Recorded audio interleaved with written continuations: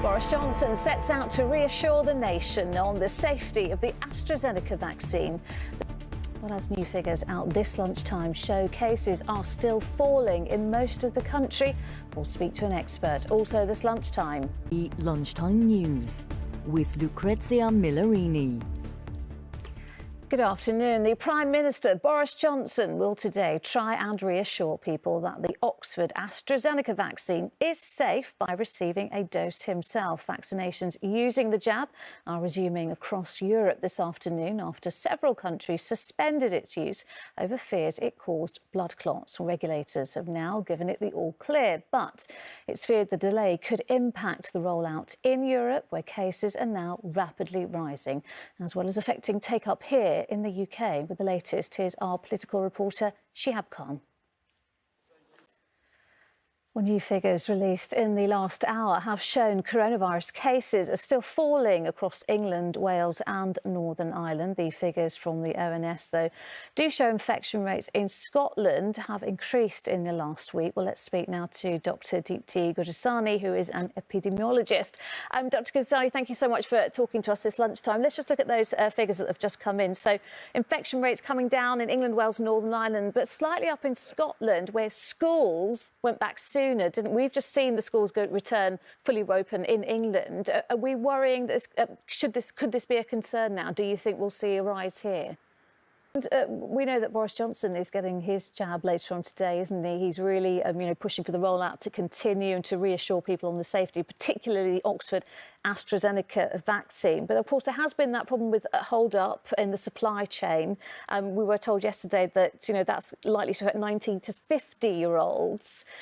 Given the fact that we're going to start easing restrictions next month, should we be concerned that a lot of these people are going to be out and about and starting to mix again? And a final question.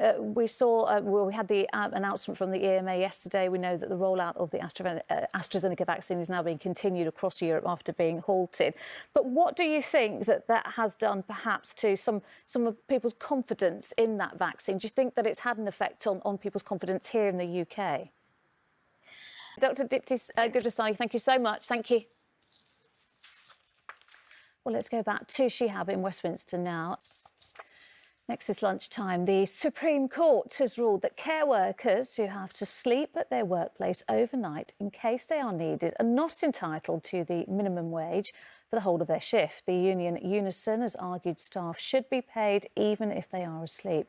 It was estimated that if care providers had lost, it could have cost them as much as £400 million in back pay. Well, joining me now is John Shannon, who is a carer, and he's in South London this lunchtime. John, thanks so much for talking to us this lunchtime. Can I get your reaction, first of all, to this Supreme Court position and what you have to deal with every day? Are you often required to stay overnight at places? So, how does this affect you? John, can I one very quick question finally to you? Do you think this will put people off from joining the profession?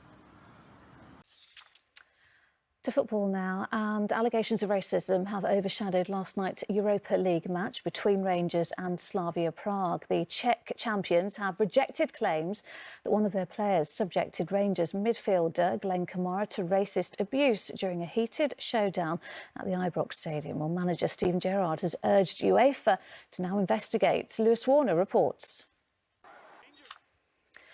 Government borrowing hit another record high last month as it tries to support the economy through the pandemic.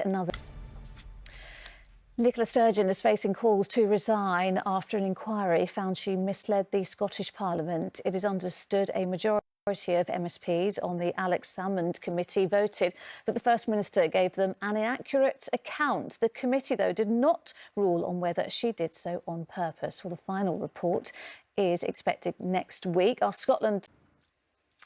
Now, in the next few hours, horse racing history could be made at Cheltenham. Rachel Blackmore is aiming to become the first female jockey to win the Gold Cup, one of the biggest jump races.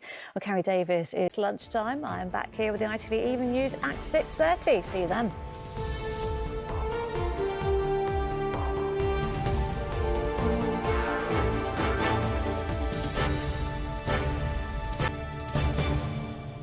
Hello again. again, now the main stories in London. And the London Fire Brigade has announced an independent review into its workplace culture following the death of a trainee firefighter.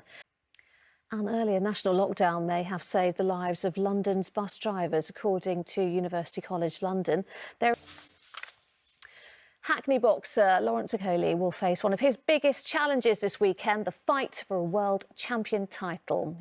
All right, time for the weather now. Here's Manali. Before we go, time to take a look at what's coming up at 6. Oh, that's great. Look forward to that. But that is all from us for now. Duncan will be back here with the latest at 6. Until then, enjoy your afternoon. Bye-bye.